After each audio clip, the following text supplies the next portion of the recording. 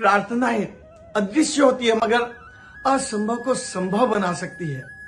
चमत्कार करना प्रभु के हाथ है, हमारे हाथ तो केवल इतना है, भक्ति से ध्याओ, कर्म में लगो और प्रभु को अर्पण कर दो। फिर वो जाने और उनके काम जाने कि कैसे इसे पार लगाना है।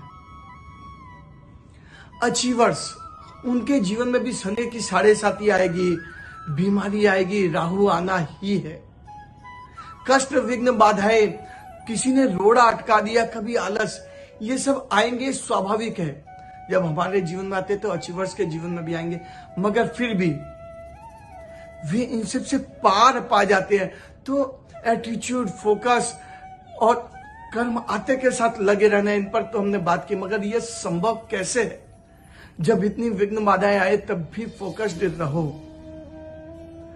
तो चलिए, हनुमान जी और शनि देव की कथा जो हमने भक्ति और धर्म के एंगल से तो बहुत बार सुनी है, आज उसे लाइफ लेसन के एंगल से समझते हैं।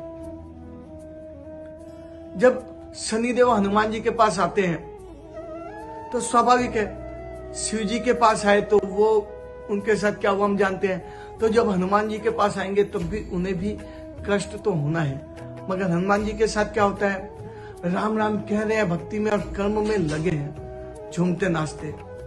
शनिदेव देखते यार इसे तो कोई फर्क ही नहीं पड़ रहा, तो हनुमान जी के मस्तिष्क पर आ गए। और जब माथे पे आते हैं तो हनुमान जी एक के बाद एक पहाड़ रख रहे हैं, राम राम कर रहे हैं और कर्म में लगे हैं। शनिदेव विचलित हुए और थोड़ा नीचे आए।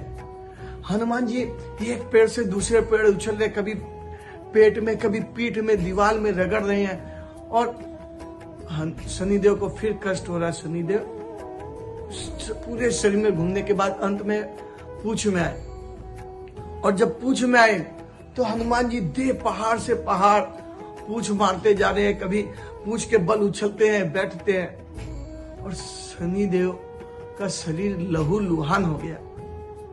यह घटना तो आज भी हम जानते हैं कि इसीलिए शनिदेव को तेल चढ़ाया जाता है। बचने के लिए शनिदेव ने अपना दिन शनिवार भी हनुमान जी को समर्पित किया और कहा कि प्रभु जो आपको ध्याएगा, इसका मतलब है मैं उसके कष्ट हलूंगा।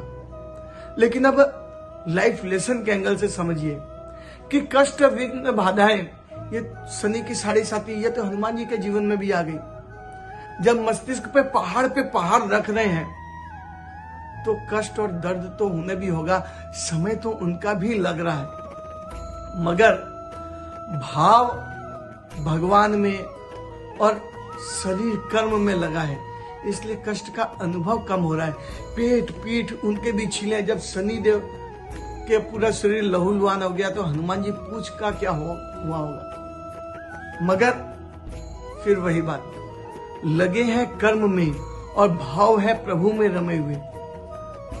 जपते जपते तो क्या होता है कि कष्ट का अनुभव कम होता है, और जब हम कार्य प्रभु को अर्पण कर देते, करता हम नहीं रहते, तो क्या होता है कि विघ्न बाधाएं सूसा जैसे बड़ी क्यों ना होती जाए, मार्ग दिखाई नहीं दे रहा है कि संजीवनी कौन सी है, मगर फिर अचानक कोई युक्ति सूझती है, छोटा होकर के मुंह से निकल गए, या फिर इतनी अद्भुत क्षमता आती है कि पूरा का पूरा पहाड़ उठा लिया।